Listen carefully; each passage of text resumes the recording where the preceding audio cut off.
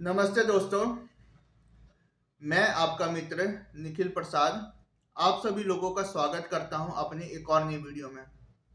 तो दोस्तों, आज की वीडियो बहुत ही ज़्यादा इम्पोर्टेंट और इंटरेस्टिंग होने वाली है। और आज इस वीडियो में मैं एक बहुत ही महत्वपूर्ण विषय पर आप लोग के साथ चर्चा करने जा रहा हूं। तो अंत तक इस वीडियो में बने रहें, क्योंकि हो सकता है कि इस वीडियो के अंत तक आपको बहुत कुछ महत्वपूर्ण जानकारियां जानने को मिले।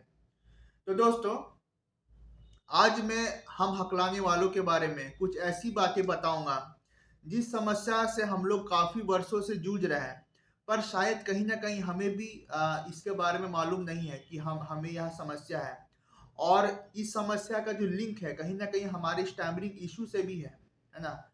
तो वह समस्या यह है कि हम जो हकलाने वाले होते हैं उनको शैलो ब्रीदिंग की काफ़ी ज़्यादा इशू है ना। उनकी ब्रीदिंग जो है बहुत ही ज़्यादा शैलो होती है और बहुत ही ज़्यादा छोटी होती है। उनको शॉर्ट ब्रीदिंग की इशू है। और इस शॉर्ट ब्रीदिंग की इशू के वजह से है ना उनकी आवाज़ टूट टूट कर बाहर निकलती है ना। आपने काफ़ी ज़्यादा हकलाने वालों को देखा होगा कि वह बहुत ही ज़्यादा शैलो ब्रीदिंग के साथ है ना छोटी छोटी सांस ले करके बोलते हैं। और वह जितनी छोटी सांस लेते हैं उतनी ज़्यादा वह अटक अटक करके बोलते हैं, क्योंकि वह एक नॉर्मल स्पीकर के भांति बोल नहीं पा रहा है। आपने एक हकलाने वाले को देखा है कि वह किस ढंग से छोटी छोटी सांस ले करके बोलता है। और वह जितनी छोटी सांस लेकर के बोलता है उतना ही वह तोड़ तोड़ करके शब्दों को बोलेगा और अटक अटक के बोलेगा, है ना। और वही एक नॉर्मल स्पीकर जो होता है उसने आपने देखा होगा कि वह डीप ब्रीदिंग के साथ है ना एक ही लय में अपनी बातों को स्पष्ट रूप से कह पाता है। तो ऐसा कैसे होता है कि एक हकलाने वाला जो है बहुत ही ज्यादा शैलो ब्रीदिंग के साथ छोटे छोटे टुकड़ों में बोल रहा है, और वही एक नॉर्मल स्पीकर जो है अपना जो भी बात बोल रहा है वह एक डीप ब्रीदिंग के साथ है ना एक ही लय में स्पष्ट रूप से बोल पाता है। इसका क्या रीजन है दोस्तों? जो स्टैमरिंग पर्सन के जो शैलो ब्रीदिंग होती है इसका कारण आज तक कोई नहीं जान पाया है कि क्या स्टैमरिंग के वजह से उसकी ब्रीदिंग शैलो हुई है या शैलो ब्रीदिंग के वजह से उसको स्टैमरिंग की इशू है ना। तो इसके बारे में कोई आज तक नहीं जान पाया है। बस हमें इतनी जानकारी है कि हम स्टैमरिंग लोगों को जो है शैलो ब्रीदिंग की काफ़ी इशू है ना। हमारी ब्रीदिंग डीप नहीं है जो कि एक नॉर्मल पर्सन की होती है। एक नॉर्मल पर्सन डीप ब्रीदिंग के साथ है ना अपनी बातों को कह पाता है और उसे 2 से 3 बार सांस लेने की कोई ज़रूरत नहीं पड़ती है ना।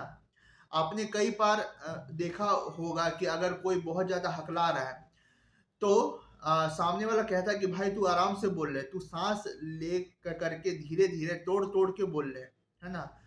क्योंकि उसे भी पता है कि वह ऑटो ब्रेथ हो रहा है ना। उसकी जो ब्रीदिंग है वह बहुत ज्यादा शैलो है ना। उसकी ब्रीदिंग डीप नहीं है ना। और वो ऑटो ब्रेथ हो रहा है ना। वो छोटे छोटे सांस ले ले करके बोल रहा है ना। और इस वजह से वह स्पष्ट रूप से बोल नहीं पा रहा है, उसकी आवाज अटक रही है ना।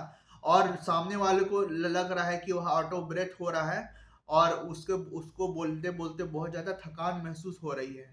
तो इस वजह से सामने वाला भी यही बोलता है कि आप जो है शांत हो करके धीरे धीरे आराम से बोलिए और शैलो ब्रीदिंग आप डीप ब्रीदिंग के साथ है ना एक गहरी सांस ले करके आप धीरे धीरे अपने बातों को तोड़ तोड़ के बोलिए, है ना। क्योंकि जब कोई हकलाने वाला हकलाता है तब सामने वाले को यही लगता है कि वह ऑटो ब्रेथ हो रहा है ना। और उसकी जो ब्रीदिंग है बहुत ज़्यादा शॉर्ट है, बहुत ज़्यादा शैलो है।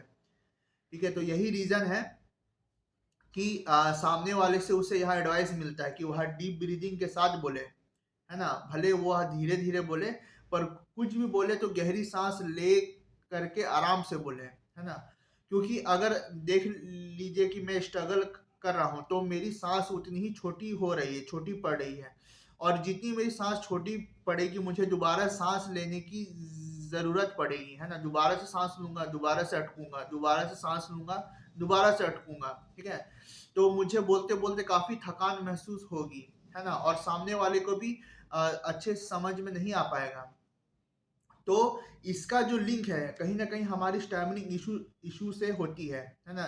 जैसा कि मैंने बताया कि हमें अभी तक नहीं पता है कि हमारी जो शॉर्ट ब्रीदिंग की इशू है ना, यह स्टैमरिंग की वजह से हुई है या स्टैमरिंग की वजह से हमें जो है शॉर्ट ब्रीदिंग की इशू है ना। यानी कि अंडे से मुर्गी आई या मुर्गी से अंडे आया है ना, ये अब तक स्पष्ट नहीं है। बस हमें इतना मालूम है कि हम हकलाने वालों को है ना शॉर्ट ब्रीदिंग की इशू है, हमारी ब्रेथ काफ़ी ज़्यादा शॉर्ट है, शैलो है ना, और इसका लिंक कहीं ना कहीं हमारे स्टैमरिंग इशू से डायरेक्टली है। तो मैं अब आपको बताऊंगा कि इसको कैसे ओवरकम करना है, ठीक है।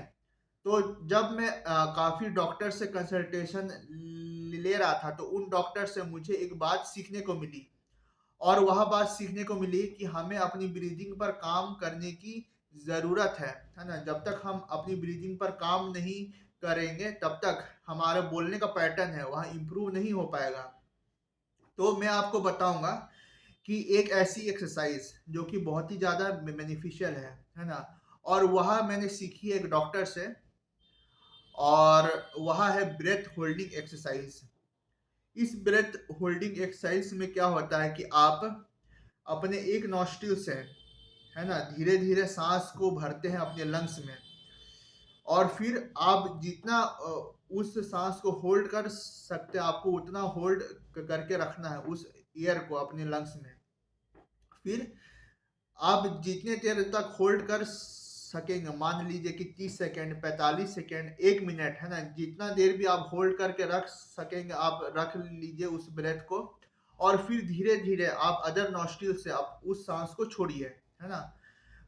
आपको जो है बहुत तेजी से सांस अंदर नहीं लेनी है और बहुत तेजी से सांस नहीं छोड़नी है, क्योंकि अगर आप बहुत तेजी से सांस छोड़ेंगे तब जो है इसका कोई खास बेनिफिट आपको नहीं मिलने वाला है, ठीक है। तो आपको एक बात ध्यान रखनी है कि आपको शांति से बैठना है ना, धीरे धीरे एक नॉस्ट्रिल से आपको सांस भरनी है, उस सांस को है ना 45 सेकेंड, 1 मिनट है ना, जितना देर हो सके आपको उसको होल्ड करके रखना है, ठीक है। उससे क्या होगा कि आपकी लंग्स की ताकत बढ़ेगी, और जो आपका जो शैलो ब्रीदिंग है, जो शॉर्ट ब्रेथ है, वो एक लंबा ब्रेथ एक डीप ब्रेथ में कन्वर्ट होना शुरू हो जाएगा।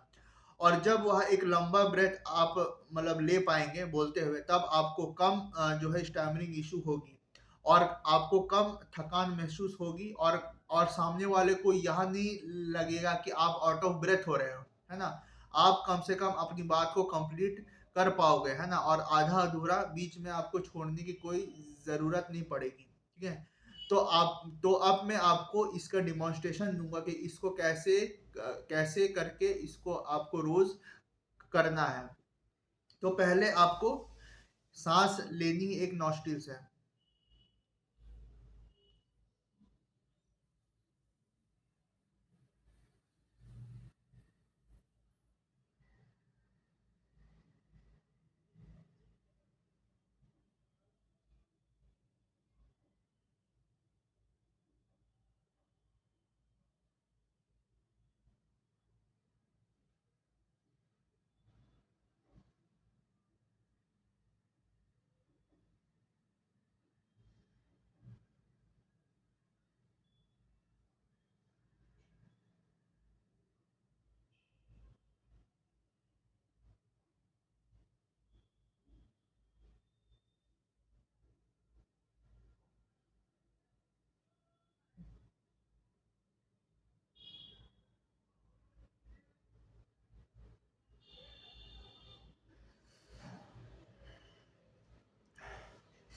तो दोस्तों जैसा कि आपने देखा कि मैंने अपने एक नॉस्ट्रिल से सांस को भरी, है ना, और मैंने 30 सेकंड तक उस सांस को होल्ड करके रखा अपने लंग्स में, और फिर दूसरे नॉस्ट्रिल से मैंने उस सांस को धीरे धीरे आराम से छोड़ा, है ना।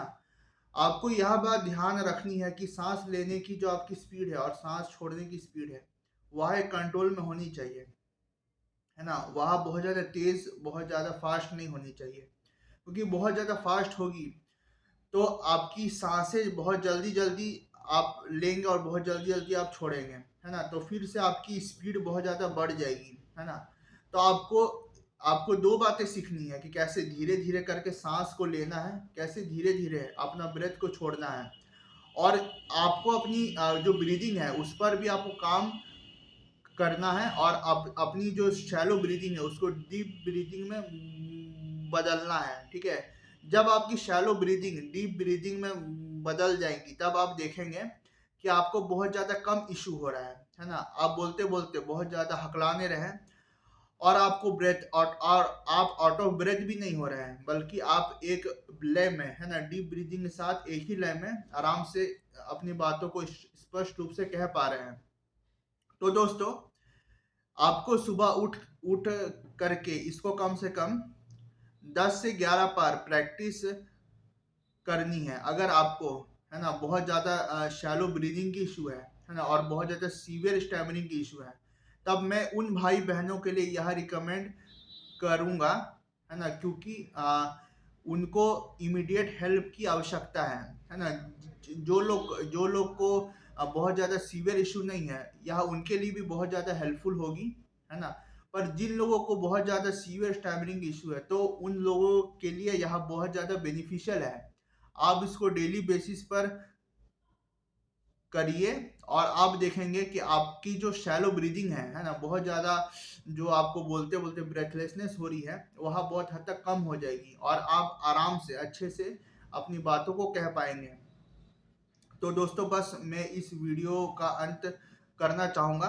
तो अगर आपको मेरा यह प्रयास अच्छा लगा तो मेरा वीडियो को आप लाइक करिए, चैनल को सब्सक्राइब करिए, और मेरा यह वीडियो अन्य मित्रों के साथ शेयर भी करिए, खासकर उन मित्रों के साथ जिन लोगों को स्टैमरिंग की बहुत ज़्यादा इशू है। Thank you very much.